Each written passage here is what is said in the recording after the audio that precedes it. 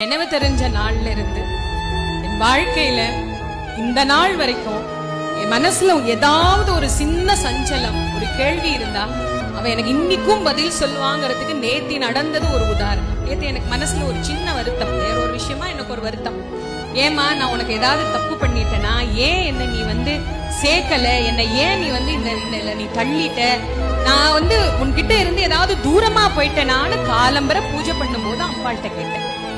காலம்பரம் அம்பாள்கிட்ட கேட்டேன். மாலையில எனக்கு 5 மணிக்கு வகுப்பு, 4:45 அந்த தம்பி வந்தாப்ல, கார்ட்டூனிஸ்ட் கோபி, அவர் வந்தாப்ல. நான் நேத்து காலையில எங்க அம்மாட்ட கேக்குறேன், என்னம்மா என்ன இப்படி கேள்வி கேட்க வச்சிட்டியே, நான் உனக்கு பக்கமா இருக்கிறேன்னா தூரமா இருக்கிறேன்னா எனக்கு தெரியலையே, என்ன ஏன் நீ இந்த விஷயத்துல நீ தள்ளுன அப்படின்னு நேத்து கேள்வி கேட்டு முடிச்சேன்.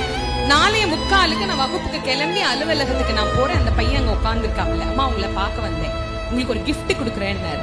சரி நான் அதை திறந்தா அம்மா எம்மடியில உட்கார்ந்து.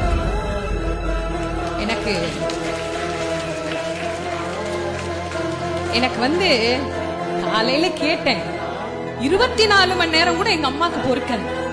உடனே சொல்ல, ஏய் நான் இருக்கேன்டி உனக்கு, நீ ஏன்டி கவலைப்படுற, எதை பத்தி நீ கவலைப்படாதடி, நான் இருக்கேன்டி உனக்குன்னு மடியில. அந்த பையன் எதை நினைச்சு வரைஞ்சாப்லன்னு எனக்கு தெரியல. நான் அப்படியே அழுதுட்டே இருந்தேன். அவள்கிட்ட நான் கேட்டேன், எங்க அம்மா எனக்கு மீனாட்சி,